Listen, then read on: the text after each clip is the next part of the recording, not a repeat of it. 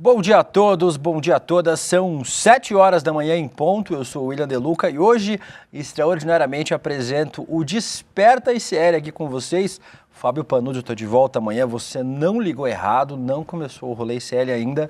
Hoje eu vou estar tocando com vocês aqui o nosso Desperta ICL com as principais notícias do Brasil e do mundo para você começar bem o seu dia e a sua semana. Segunda-feira, dia 10 de novembro de 2025, temos muitos assuntos importantes para falar nesta segunda-feira. Vamos falar sobre os efeitos do tornado no Paraná, 7 pessoas mortas, destruição em uma pequena cidade do interior do Paraná provocada por um tornado, um ciclone extratropical.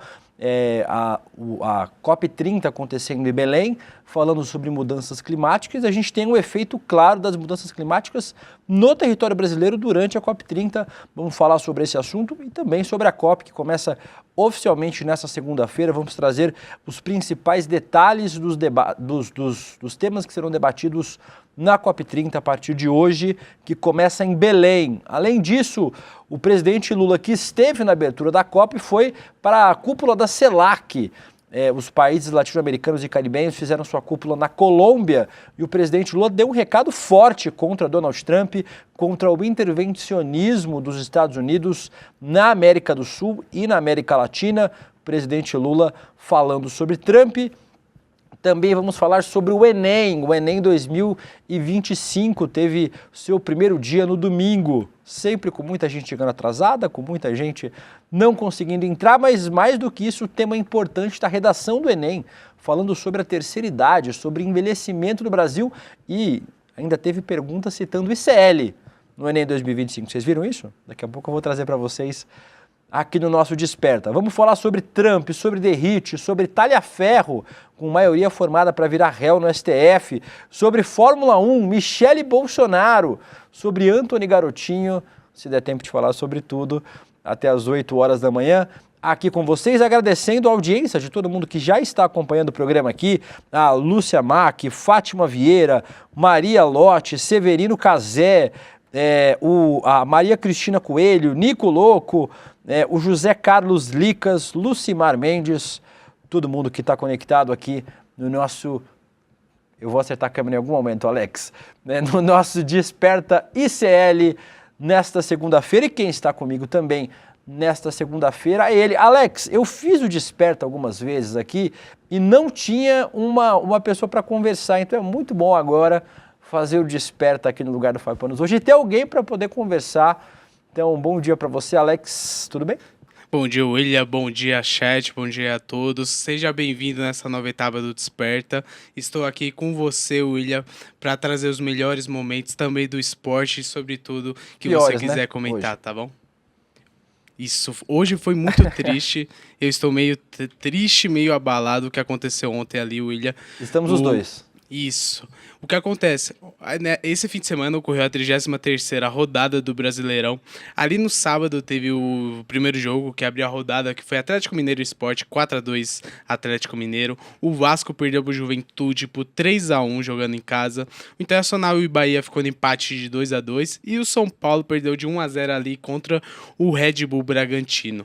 No domingo tivemos o jogo entre Ceará e Corinthians ali na Neoquímica Arena. O Ceará ganhou. O Cruzeiro ficou no empate ali com o Fluminense 0-0. O Vitória empatou 0-0 com o Botafogo. O Santos está em queda livre para a Série B, perdeu de 3-2 ali para o Flamengo. O Fortaleza ficou no empate de 2-2 com o Grêmio. E para nossa tristeza, William, o Mirassol ganha de 2-1 ali do Palmeiras. Ontem o Mirassol jogou bem, o Palmeiras não jogou nada, não entendi o que estava acontecendo ali. E o Verdão teve essa derrota que deu mais esperanças ali pro Flamengo, que ficou na mesma pontuação do Palmeiras. E o Palmeiras na frente apenas pela uma vitória acima do que o Mengão, o William De Luca.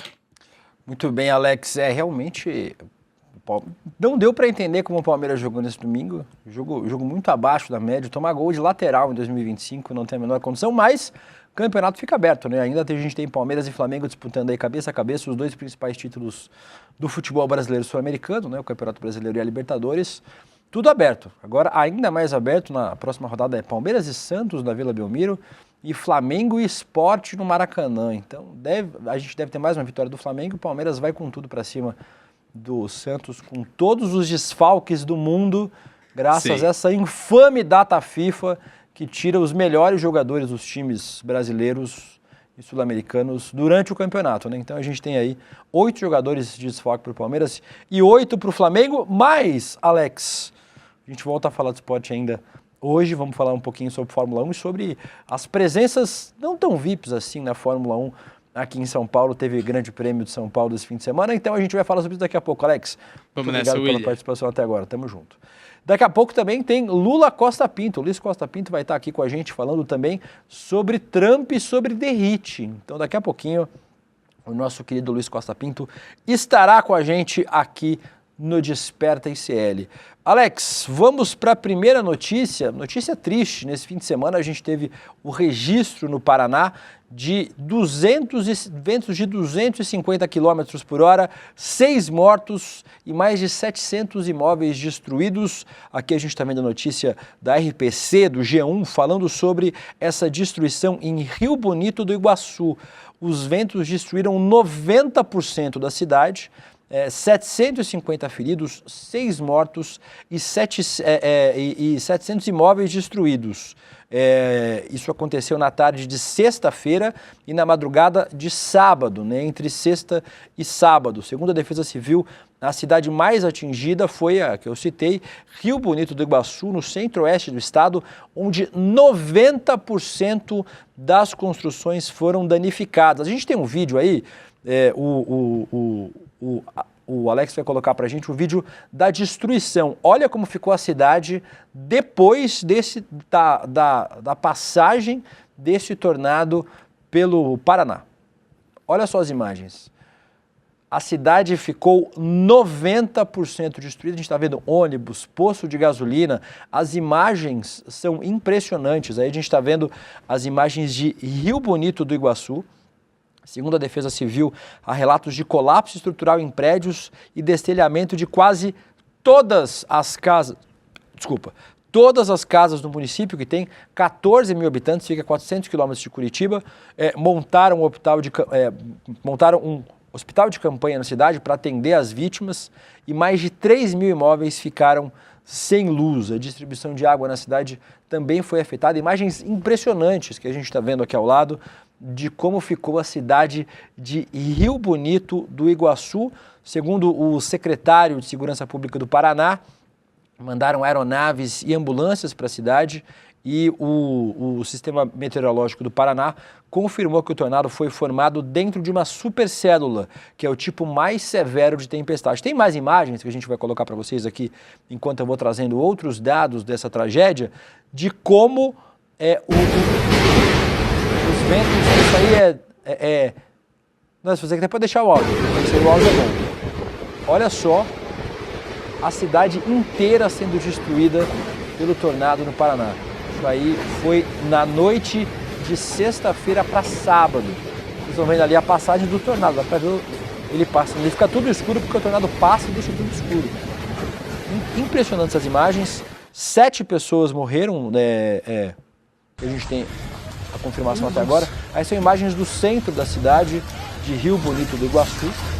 A cidade completamente, é um cenário de guerra, a cidade de Rio Bonito do Iguaçu, onde 7 pessoas morreram e a gente tem também aí 90% da cidade destruída. E eu falava que isso tem a ver com a COP30, com o que a gente está discutindo. Tem uma matéria no Brasil de Fato de hoje, você pode colocar para a gente aí, Alex? Matéria do portal Brasil de Fato: mudanças climáticas dificultam ainda mais previsão de tornados, apontam especialistas. Fenômeno registrado no Paraná, desculpa gente, está associado a ciclone extratropical na região sul do Brasil e deixou ao menos 6 mortos. E aí, o Brasil de Fato, um veículo importante do nosso campo, conversou com especialistas sobre mudança climática. Ouviram o professor Wagner Ribeiro, que monitora, que faz esse monitoramento das massas de ar. Ele disse que, como as mudanças climáticas, observa-se o deslocamento cada vez mais rápido dessas massas em relação aos pontos de alta e baixa pressão. E aí aspa do especialista aí, o Wagner Ribeiro. É possível prever com modelos matemáticos, porém a dificuldade que está posta hoje é justamente a velocidade com que esses fenômenos estão ocorrendo. E certamente as mudanças climáticas contribuem porque estamos diante de um novo cenário, uma nova dinâmica climática para o planeta. Eu vi um tweet, inclusive, dizendo que foi uma coincidência muito grande durante a COP30 um ciclone extratropical, né, se formar no Brasil e provocar tanta destruição. Não me parece coincidência, não há coincidência no aumento desses fenômenos, tanto no Brasil quanto no mundo todo. E ainda tem gente, ainda tem negacionista climático negando os impactos dessas mudanças e o que elas têm causado no planeta. Então, impressionante as imagens do Paraná e os especialistas todos mostram que os debates que estão acontecendo na COP30 nesse momento, que os debates sobre mudança climática são mais atuais do que nunca. O relógio do fim do mundo está correndo cada vez mais rápido. Então a gente precisa observar os debates na COP. Inclusive tem um artigo meu nessa semana na revista Liberta, você que ainda não é assinante da revista Liberta, revistaliberta.com.br. Todos os sábados a gente tem uma nova edição da revista digital disponível para os assinantes. Então você que ainda não é assinante, está perdendo aí artigos exclusivos do nosso time de comentaristas do ICL, de convidados.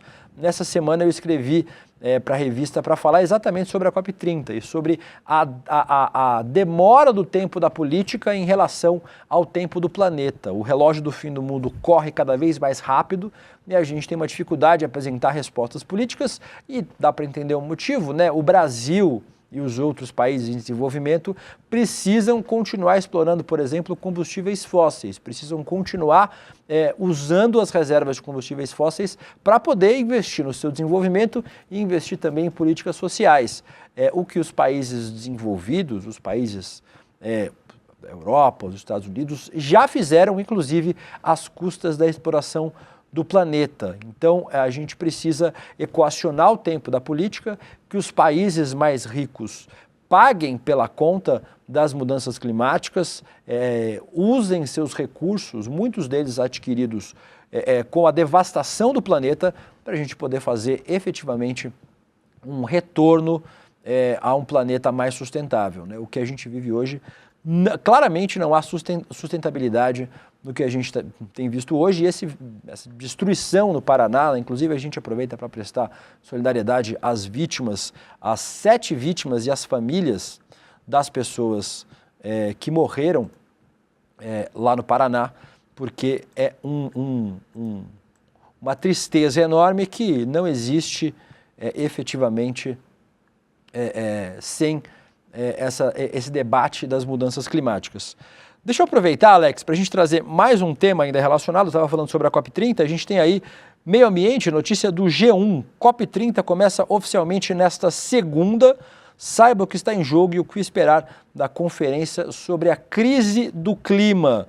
Começa nessa semana, a gente teve a abertura na semana passada, contando com a cúpula dos presidentes, dos líderes mundiais que participaram, mas os debates começam oficialmente nesta segunda-feira. Na quinta e na sexta a gente teve a cúpula dos líderes, recados claros sobre transição energética, fortalecer o financiamento climático e proteger as florestas tropicais, mas a cúpula efetivamente, os debates entre os especialistas e os representantes, né, acho que são 170 países com representantes confirmados na COP30 em Belém, 50 mil pessoas vão estar em Belém nos próximos dias, diplomatas, governantes, ativistas, líderes indígenas, cientistas, CEOs de empresas, entre outros, lá em Belém nesta semana. Então a gente vai acompanhando aí os debates da COP30 falando sobre sustentabilidade e sobre meio ambiente. E aí, mais uma matéria do Brasil de Fato para a gente, Alex. COP não entrega tudo, mas despiora o mundo, afirma Márcio Astrini do Observatório do Clima, ouvido pelo Brasil de Fato. Vou trazer um trechinho do que disse o Astrini aqui. O Astrini, que é o coordenador executivo do Observatório do Clima, diz que há mais de uma década que eles estão acompanhando as negociações internacionais, e ele avalia que a COP não entrega tudo o que é preciso, mas despiora o mundo ao evitar retrocessos e manter vivo o diálogo entre países. Para Astrini, a presidência brasileira é o maior ativo dessa conferência. Em um cenário de tensões geopolíticas e descrédito dos acordos climáticos, o protagonismo do Brasil, segundo ele, cria a possibilidade de avanços concretos na transição energética e no financiamento climático. Abre aspas para ele: se algo pode andar nessa COP, virá da presidência brasileira. E isso é importante demais, porque, como eu dizia há pouco, o financiamento para interromper os graves danos das mudanças climáticas é o principal ponto. Semana passada eu conversava com a Cris Serra, nossa querida Cris, jornalista aqui do ICL, que esteve, que está na COP30 e está participando aqui para o ICL também dos debates na COP30. É preciso dialogar com os países desenvolvidos, né, como costumam chamar, os países europeus, os países os Estados Unidos, o Japão, que são efetivamente países regiões que contribuíram muito para as mudanças climáticas, as fontes de financiamento para reverter os impactos dessa mudança. E, obviamente, não há como forçar os países a fazer essa mudança, né, a fazer o financiamento para essa crise, mas é preciso com que se cobre, pelas vias diplomáticas, a participação dos países que foram causadores fundamentais das mudanças climáticas, né? Os países desenvolvidos passaram décadas destruindo o planeta para poder enriquecer e agora querem cobrar dos países em desenvolvimento que os países em desenvolvimento financiem a solução para as mudanças climáticas. Então é importante que, pela diplomacia, e esse é um papel fundamental da COP30, fazer o debate diplomático para que os países ricos assumam o compromisso de financiar a reversão, se é que ainda é possível, dos efeitos climáticos. Então, esse é um debate muito importante ainda para a COP30 deste ano e a gente vai continuar observando até o fim da semana, isso vai estar acontecendo. A gente vai continuar observando e trazendo as informações aqui no Desperta, durante o N1, o N2, durante todo o nosso jornalismo aqui do ICL. E para fechar o tema COP30, matéria do Globo, a Marina Silva foi entrevistada pelo Globo. Todos os países estão vivendo as contradições da transição energética, diz Marina Silva sobre a margem equatorial. E a ministra está falando sobre uma polêmica envolvendo a extração de petróleo na margem equatorial que foi aprovada, teve a licença de estudos aprovada na semana retrasada. O IBAMA aprovou que estudos exploratórios sejam feitos na região da margem equatorial, ali muito perto de onde acontece a COP.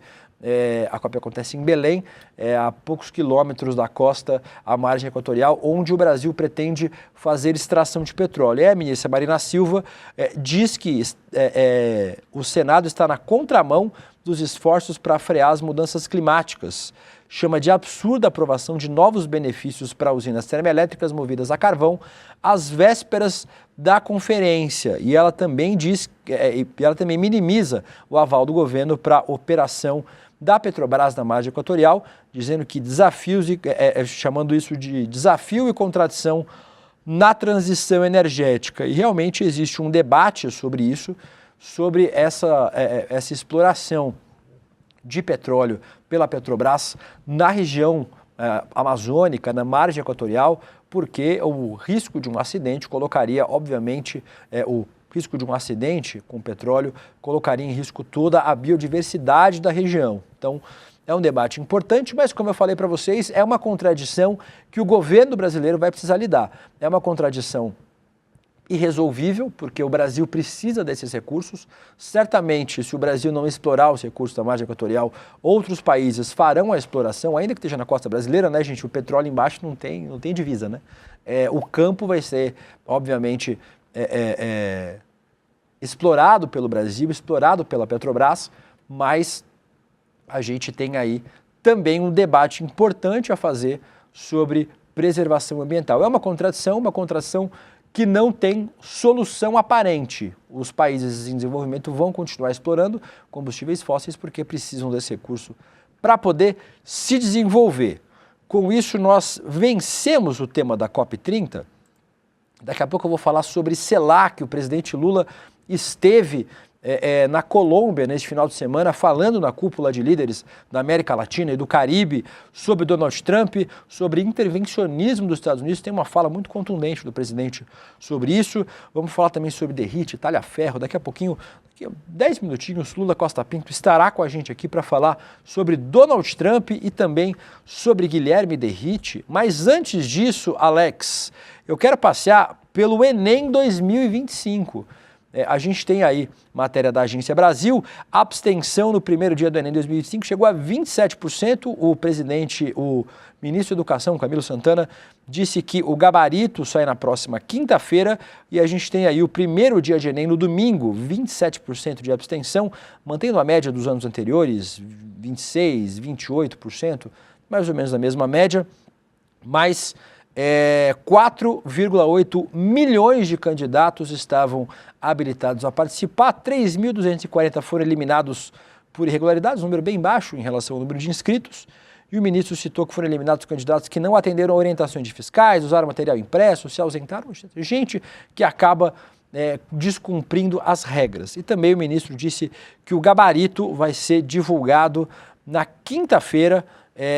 1.805 municípios realizaram a prova do Enem nesse domingo e mais de 300 mil pessoas participaram do apoio logístico à realização da prova, que teve questões de múltipla escolha sobre língua portuguesa, literatura, língua estrangeira, história, geografia, filosofia, sociologia, artes, educação física e tecnologias da informação e comunicação.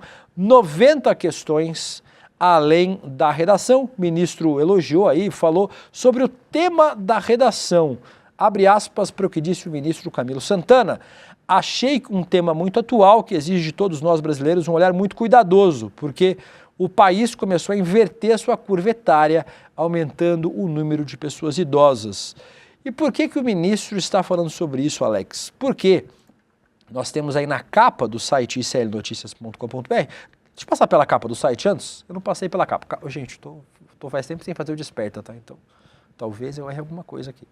Mas a gente vai trazer daqui a pouco as notícias todas que estão na capa do nosso site.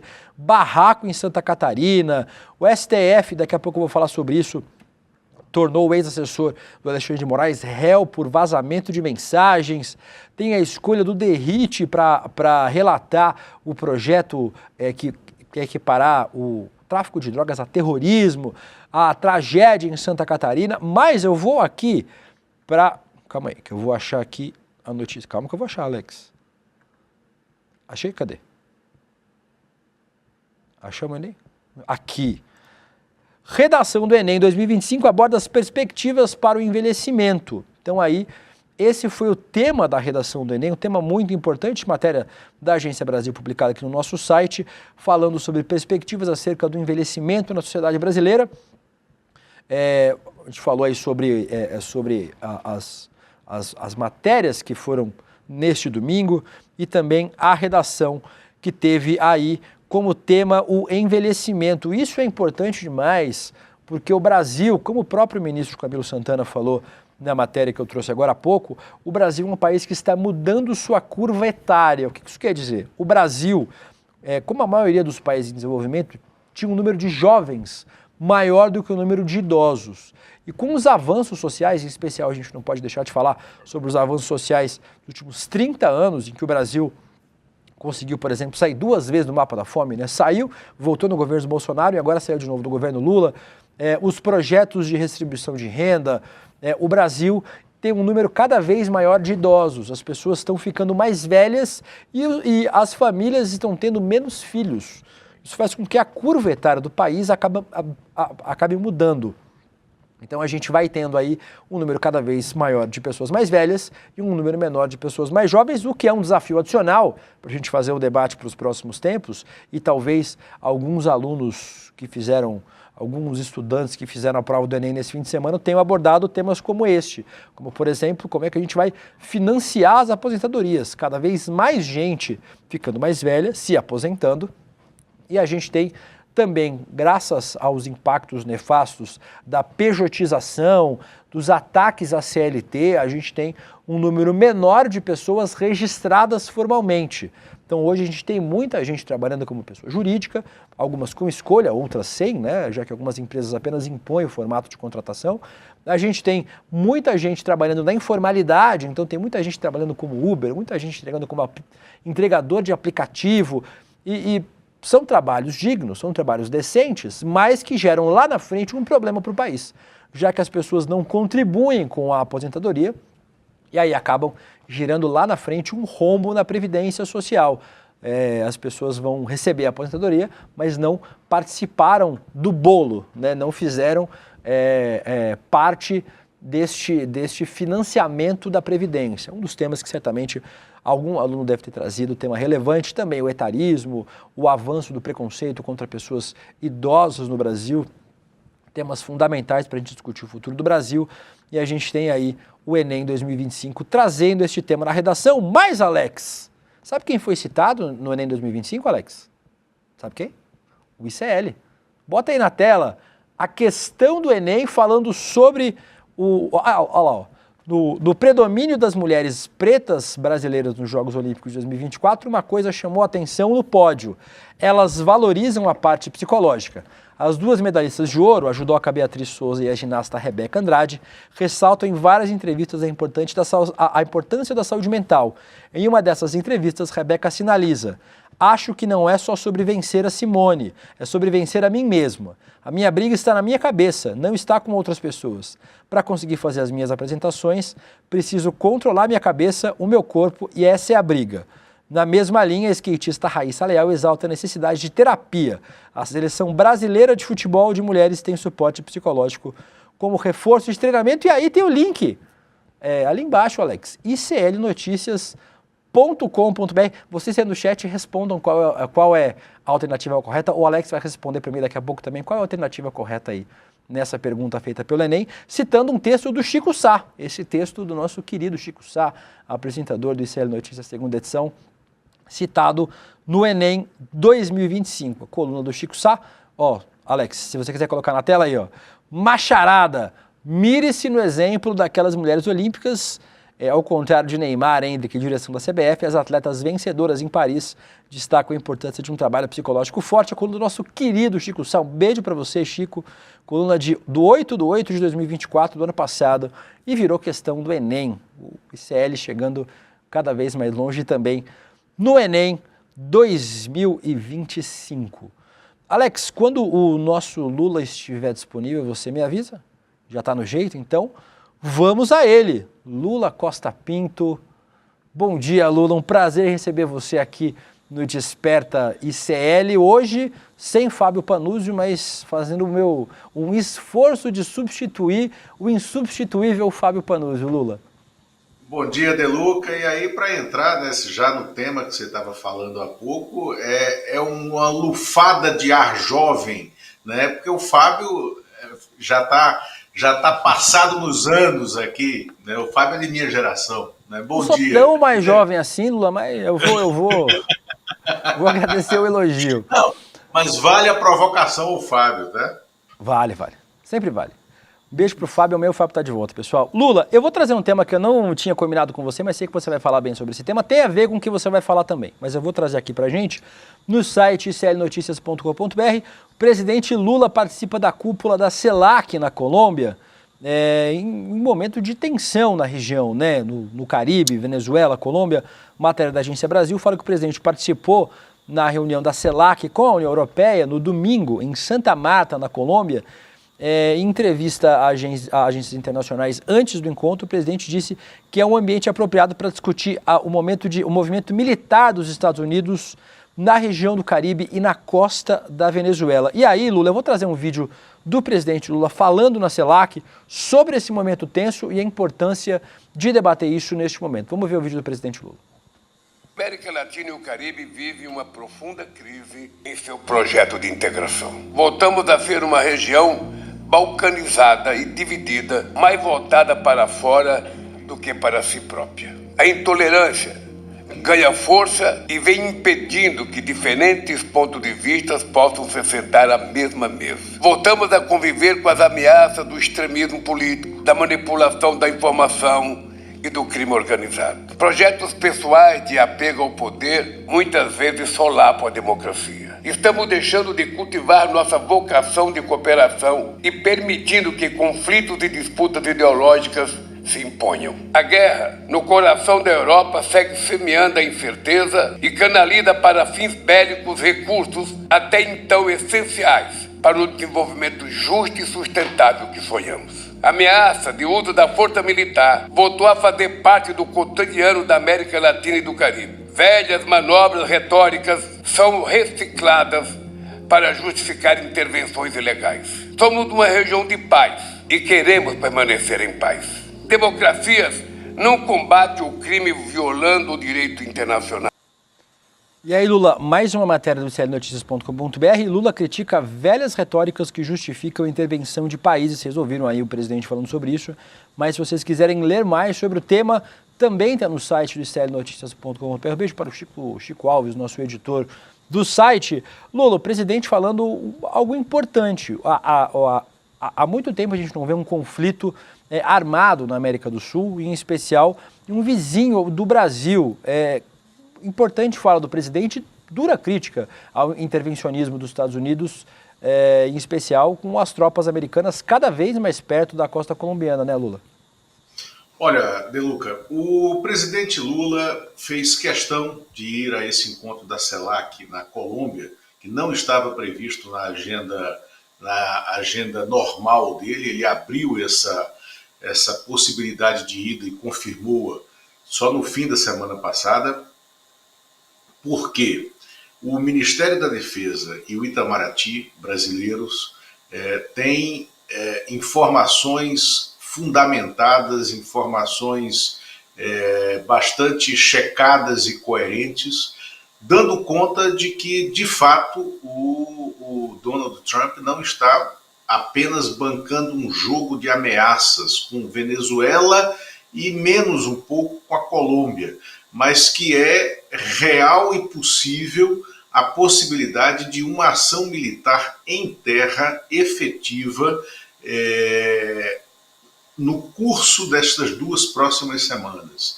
E daí o presidente Lula achou que era necessário, como liderança, como maior liderança regional e hemisférica, regional na América do Sul, hemisférica de todo esse sul global, né, ter um posicionamento que foi até certo ponto duro, pragmático, correto e necessário nessa reunião da CELAC.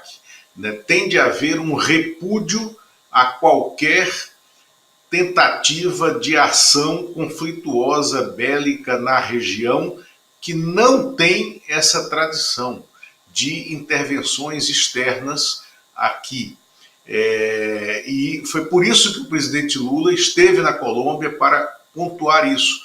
E a gente tem que olhar a situação psicológica do Donald Trump, psicológica e política, porque é uma patologia dele tentar agir politicamente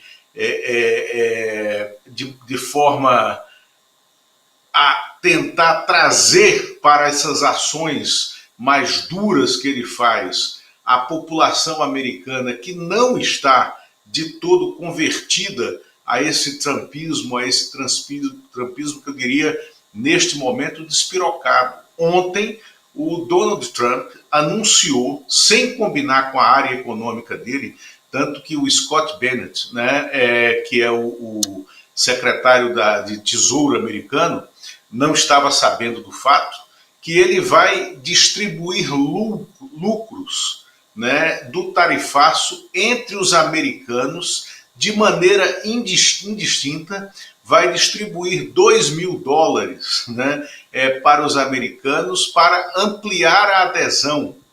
Eu não te ouvi, De Luca. É o renda básica universal, né?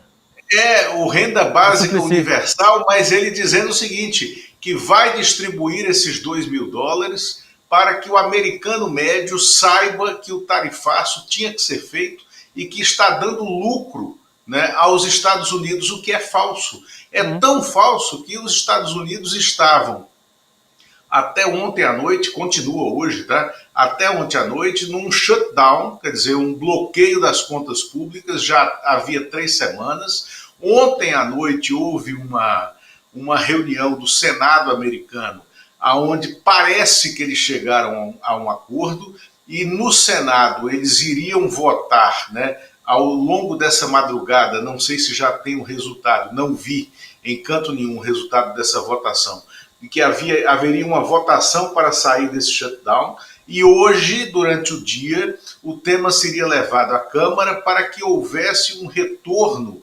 né, do pagamento das contas públicas, né, ao longo do dia de hoje. Então, é nesse cenário que está colocada a intervenção do presidente Lula na Colômbia.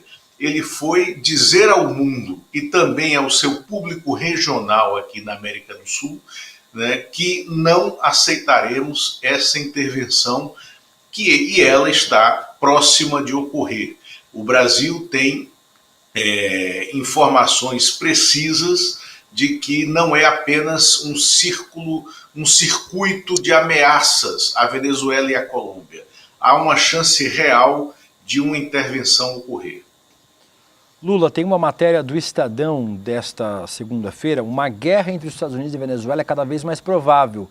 Seria um teste da doutrina Trump. A matéria, na verdade, do The Economist, publicada pelo Estadão, e que diz o seguinte, abre aspas, começa com uma citação do Marco Rubio: nós deslocamos recursos e interesses dos Estados Unidos por todo o planeta, mas quando fazemos isso em nosso próprio hemisfério, todo mundo fica meio que apavorado, disse ele sobre essa campanha militar contra, abre aspas, os narcoterroristas. E a gente se pergunta o que esperar dessa campanha militar, né, Lula? Porque existem formatos diferentes de ações militares dos Estados Unidos. Tem o que eles chamam de missões estratégicas, então você vai e mata, por exemplo, como fizeram com líderes iranianos, Israel fez com o apoio dos Estados Unidos, né, em território iraniano. Existe o que eles chamam de campanha de extração, né, você entra e sequestra, prende um líder, por exemplo. Ou tem um outro cenário que é o mais perigoso para a América do Sul, que é uma intervenção militar efetiva no território da Colômbia, o que é da Venezuela, que vai trazer problemas para o Brasil. Logo, a gente tem uma grande divisa com a Venezuela. Na crise humanitária que a Venezuela sofreu nos últimos anos, em especial também por conta dos boicotes feitos pelos Estados Unidos à economia da Venezuela, muitos migrantes venezuelanos fugiram da Venezuela para o Brasil, o que acaba também gerando um problema social de venezuelanos no Brasil. O Brasil acolheu muitos refugiados venezuelanos nos últimos anos, e com um cenário de guerra, as chances disso acontecer de forma mais intensa, talvez, é ainda maior, né? Então, os cenários são esses, dados para uma intervenção dos Estados Unidos, e o último cenário de uma guerra de invasão ainda mais grave para a região e para o Brasil, né? Isso, De Luca, a pressão nas fronteiras foi muito grande aqui no Brasil, mas foi 3 ou 4 vezes maior, por exemplo, na Colômbia, aonde houve um ingresso 5 vezes para cada venezuelano que ingressou no Brasil fugindo da guerra interna, né, fugindo das condições internas da Venezuela. 5 entraram na Colômbia e causou uma crise de fronteira e uma crise entre os países muito grave, né? E na época não era Petro o presidente colombiano, agora é Petro, e tem um diálogo mais aberto com o Maduro, né? Então temos esse cenário regional, daí esse interesse, né, americano de também fazer um confinamento da Colômbia em seu território, com esse assédio nas águas internacionais, no litoral, né, na frente da Colômbia, no litoral à frente da Colômbia. Há alternativa, sim, da invasão por terra, que eu acho a menos provável, né, que venha a ocorrer, né? Há, já dito no cenário externo, a tentativa de sedução dos Estados Unidos a um piloto que era piloto do avião presidencial venezuelano, para que ele fosse o agente desse sequestro. Ele desviasse em voo, né, algum dos voos internos do presidente Nicolás Maduro, né, para um outro país do Caribe ou para que fosse leal aos Estados Unidos. Há essa possibilidade colocada. E a extração, como você falou, que foi mais ou menos o que se fez no governo do George Bush I, né, o Bush pai, o que se fez, né, em Granada, onde houve uma extração de liderança local também.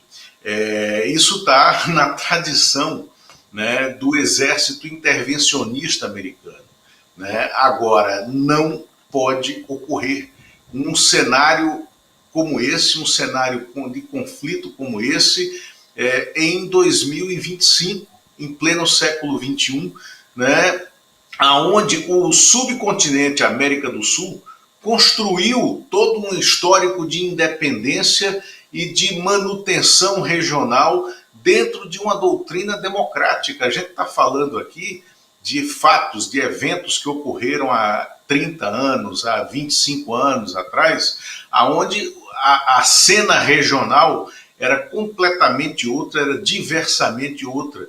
E ao longo dessas últimas 2 décadas, nós tivemos uma consolidação democrática regional, com altos e baixos, com picos e vales, né, no sistema democrático, mas que hoje é inadmissível. Lula, a gente vai continuar acompanhando, obviamente, os desdobramentos, né? Pode ser que a gente tenha uma operação essa semana ainda em solo da Venezuela. Vamos continuar acompanhando os desdobramentos e, é claro, os desdobramentos diplomáticos para o Brasil. O Brasil, que ultimamente não tem tido uma relação diplomática positiva com a Venezuela, né? O governo brasileiro não reconheceu a eleição do Nicolás Maduro, mas ainda assim o presidente tem feito esforços.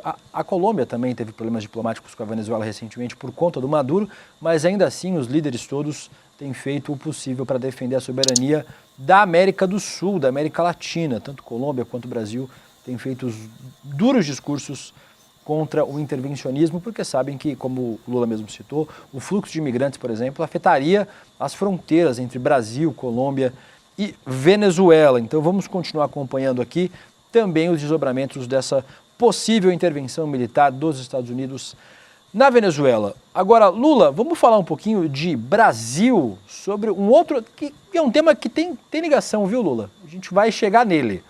O Guilherme Derrite, escolhido para virar o relator de um projeto que é caro à extrema-direita.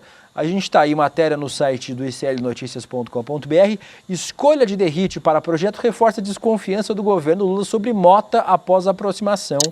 Matéria assinada pela Vitória Azevedo, diz aí que a escolha do Derrite, que saiu do cargo de secretário de Segurança Pública de São Paulo, para voltar à Câmara dos Deputados para relatar o projeto antifacção, principal proposta do governo Lula para reagir à crise de segurança pública, causou mais uma rusga de imagem entre o Hugo Mota. Aliás, se o governo confia no Hugo Mota, tem uma coisa de errado com o governo, né? Porque, na verdade, confiar no Hugo Mota, nem a família do Hugo Mota deve confiar nele. Então, a gente tem a matéria aqui do ICL Notícias sobre essa escolha e tem uma apuração, eu vou trocar de tela aqui, Alex. O Valdo Cruz disse que o presidente Lula reclamou com o Hugo Mota, coluna dele no G1, por conta da indicação. O presidente da Câmara promete análise técnica de projeto de lei antifacção. Agora, Lula, o Derrite é um nome importante na extrema-direita, é um dos cotados a ser candidato ao Senado em São Paulo. Seria ele o Eduardo, né? Teria uma eleição tranquila. Voo de cruzeiro. Mas aí o Eduardo resolveu ir para os Estados Unidos e virar traidor da pátria. Mas o Derrite não, o Derrite ainda é cotado como candidato ao Senado em São Paulo e talvez, se o Tarcísio for candidato à presidência, ao governo de São Paulo, o Guilherme Derrite do PP. Tem muita gente que espera que o Derrite faça um projeto que agrade a extrema-direita, mas talvez não seja bem isso que ele entregue, né, Lula? De Luca, essa atuação do presidente da Câmara, Hugo Mota, mostra que, apesar de paraibano, de Patos, ele é um péssimo dançarino de forró, né? Porque ele não sabe que os passos que fazem com que um bom dançarino de forró avance no salão são aqueles que o obrigam a dar mais passos para frente do que o passo para trás do compasso da dança, né? E é isso que está acontecendo. O Hugo Mota ficou absolutamente exposto e desautorizado naquela pataquada, né, da aprovação da PEC da bandidagem, que foi depois rejeitada, trucidada, tratorada no Senado e deixou exposto o Hugo Mota e também deixou exposta toda a extrema-direita da Câmara dos Deputados. Depois disso, o Hugo Mota se aproximou do Palácio do Planalto, aceitou levar à frente algumas pautas fundamentais e necessárias para o governo, como a tabela do desconto do imposto de renda, a correção do desconto do imposto de renda para quem recebe até R$5.000 e a taxação de grandes fortunas num nível mínimo, né, de 10%, porque era de 2%. Então, itens que vinham ao encontro da agenda do governo. E agora ele dá essa rabisaca, foi um passo para frente, agora um passo para trás, como aqueles dançarinos patéticos de forró no salão.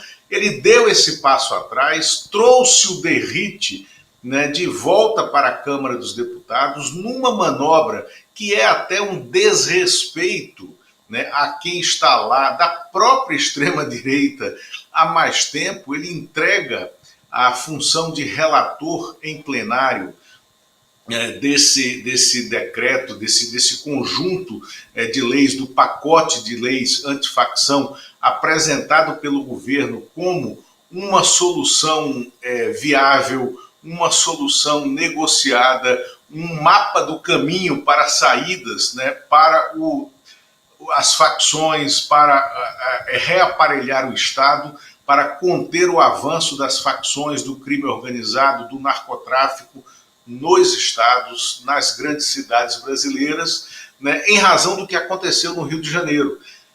Mas o Derrite assume, né, uma única questão política e eleitoral. Ele não tem, porque é impossível que tivesse, ele não tem adesão a essa pauta que ganhou as manchetes na semana passada, saída do extremismo de direita, que é estabelecer a similaridade entre narcotráfico, crime de facção e terrorismo, né? O que é uma pretensão do governo americano intervencionista, como nós falamos aqui, né, para que estados nacionais na América Latina se abram ao combate ao terrorismo, né, com esse argumento de que narcotráfico é igual a terrorismo, e que permitam ações militares americanas.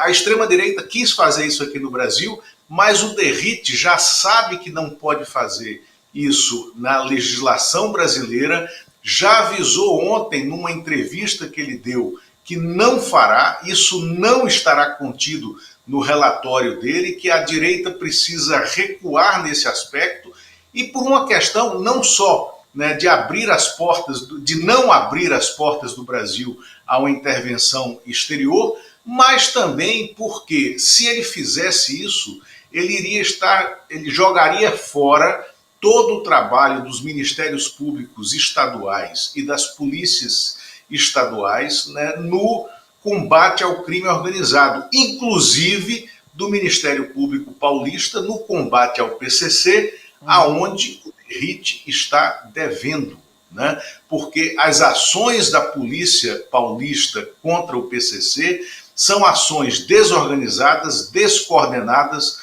matadoras na acepção ruim da palavra, não matadoras por serem assertivas, mas matadoras por serem de massacre. São ações de massacre, aonde nós temos em São Paulo uma das polícias mais letais e mais temidas pela sua letalidade. Então o Hugo Mota está dando ao Derrite que é um ente ideológico de extrema-direita nesse cenário político, um palco para que ele tente brilhar com as teses mais caras a essa extrema-direita. E também, Lula, é importante a gente entender que o Derrite não é burro, né? A gente vive aí a segurança pública de Schrödinger, né? Ou ela é estadual ou ela é federalizada. Enquanto os governadores de extrema-direita formam aí o Consórcio da Paz, né, um nome muito irônico para o grupo que eles formaram, eles não querem que o Brasil federalize a segurança pública. Então, mas, ao mesmo tempo, eles dizem que o Brasil tem responsabilidade, o governo tem responsabilidade. Se você torna o crime de narcotráfico, a formação de quadrilha, porque aí é isso que a gente tem que discutir também. Vai fazer o quê? O cara que é do PCC, que rouba um celular e é faccionado, está cometendo crime de terrorismo? Ou é só o tráfico de droga? Então, o assassinato promovido pela milícia do Rio de Janeiro é crime de terrorismo? Ou é homicídio? Porque aí você vai tirar 90% da segurança pública das mãos dos estados. Vai virar tudo para o governo federal.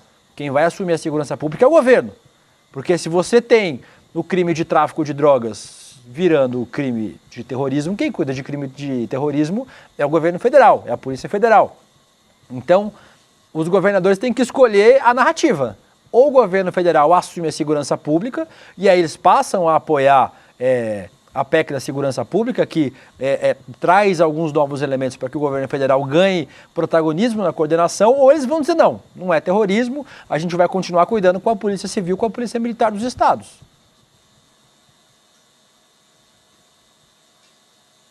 Oi, William, saiu você? Não, eu tô aqui.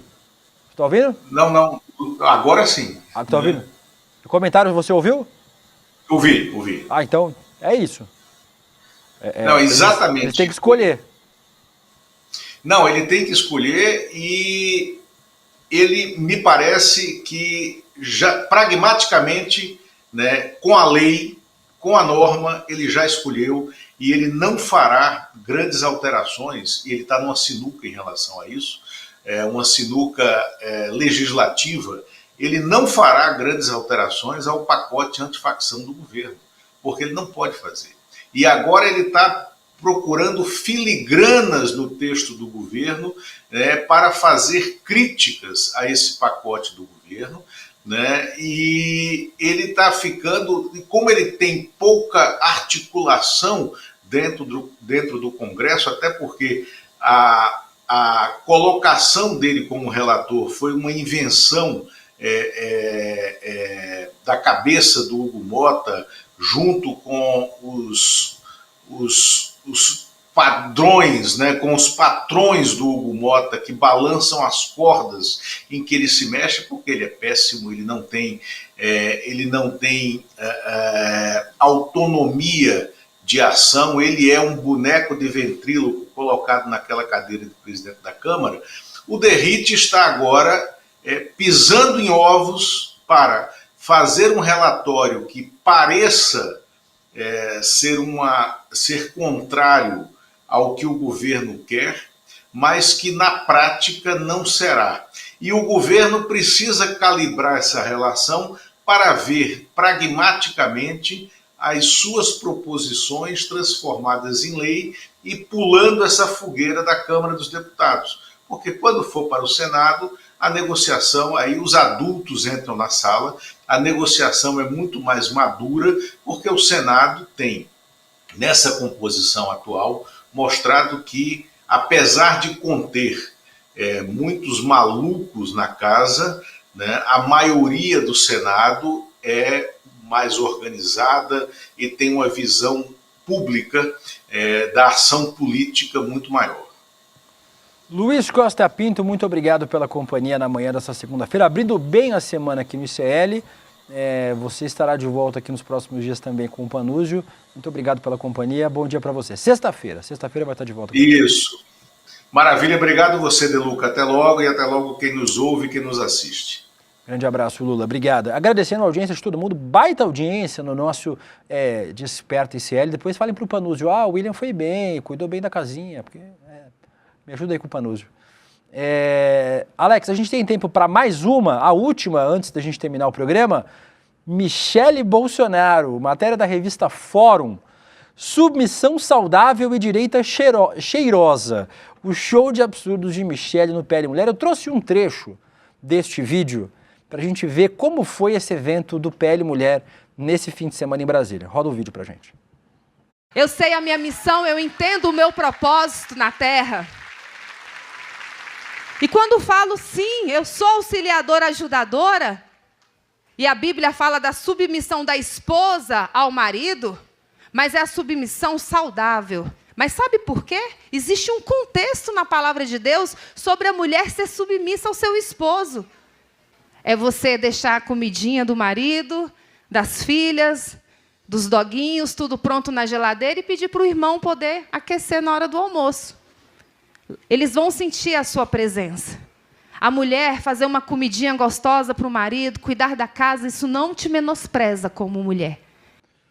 O ano é 2025 e a gente tem que ver a Michele Bolsonaro, e por isso tem muita gente que fala que a Michele podia ser candidata a presidente. Vocês imaginam uma presidenta deste país com esse discurso da submissão feminina da mulher ao homem? Isso é um absurdo completo. A Michele, que deve ser candidata ao Senado pelo Distrito Federal, mas, obviamente, se presta a esse papel, a esse papel político, de dizer que a mulher tem que ser submissa ao homem.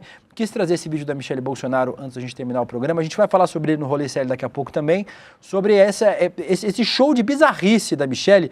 Disse que as mulheres de direita são cheirosas e que elas têm o papel de cuidar na casa. Criticou Simone de Beauvoir, criticou feministas ao reforçar esse papel de submissão da mulher. Imagina só, a gente já tem um governo de extrema-direita como o do Bolsonaro submisso aos Estados Unidos. Imagina a gente ter um governo ainda submisso ao marido. Um governo da Michele Bolsonaro, presidenta do Brasil. Duplamente submisso. Eu tenho certeza que a maioria das mulheres que está na política sabe a importância do papel da mulher na política brasileira e também do papel altivo das mulheres em sua própria representação. A gente vai falar sobre isso daqui a pouco no Rolê. Antes de terminar o programa, vamos aproveitar para chamar vocês para mais uma revolução importante. O Núcleo de Pós-Graduação do ICL acaba de anunciar o lançamento de mais um curso de pós-graduação, dessa vez em Teoria Crítica da Sociedade do Brasil. Depois da primeira pós-graduação, que eu sou aluno, inclusive, tô com um trabalho atrasado, viu, professor Lindener Pareto? Depois eu vou resolver esse trabalho aí. A pós-graduação Repensando o Brasil, que já revolucionou a visão sobre a formação da sociedade brasileira. A gente vai ter mais uma pós-graduação. A pós em Teoria Crítica vai te mostrar como transformar essa sociedade e você vai aprender a usar o pensamento como ferramenta prática de mudança social. Alex, olha só os professores que a gente tem nessa pós-graduação. Vai ter Nancy Fraser, Vladimir Safatli, Gessé Souza, Márcia Tiburi, Rafael Valim, Elias Jabur, Lindener Pareto, nosso querido professor Lindener, Álvaro Garcia Lineira. O lançamento do curso e a abertura das vagas é dia 27 de novembro, uma quinta-feira, às 8 da noite. Não perca a chance de fazer parte da primeira turma histórica de pós-graduação em Teoria Crítica e garantir sua matrícula com condições incríveis de lançamento. Para garantir sua vaga, despertaicl.com.br. Entre lá, descubra tudo o que vai ser tratado nessa pós-graduação, leia as disciplinas e já faça a reserva da sua vaga nessa pós-graduação exclusiva e histórica do nosso Instituto Conhecimento Liberta. Dito isso, Alex, muito obrigado por me acompanhar. Eu vou acertar a câmera. Muito obrigado por me acompanhar na manhã dessa segunda-feira. Um grande abraço para você, mais sorte para o nosso Palmeiras durante a semana, viu, Alex? Vamos nessa. Agora vocês ficam com o ICL Notícias primeira edição, sem a minha presença, mas com as presenças sempre incríveis de Vivian Mesquita, Leandro Demore, Ricardo Melo, Manu Borges de Brasília, discutindo os principais assuntos do dia. Eu volto daqui a pouquinho, às 11h30, no Rolê ICL. Um bom dia, uma boa semana a todos vocês. Resposta do Elon Musk: nós daremos golpe onde for necessário. O Brasil nunca foi uma nação. O Brasil é um país bem-sucedido. Se todos nós pensássemos exatamente a mesma coisa, o mundo seria dominado por um silêncio absoluto. Não é de dialogar para convencer o adversário. Numa guerra, do que se trata é de neutralizar o inimigo. Um grupo de gaúchos em praça pública se reuniu com os celulares na cabeça em posição horizontal para pedir socorro a alienígenas para manter Jair Messias Bolsonaro no poder. A extrema-direita não existe sem a produção de caos cognitivo. Mas como se produz esse caos cognitivo? Precisamos estar atentos, porque se eles conseguirem, ainda que eles percam as eleições presidenciais em 2026, a ditadura começou.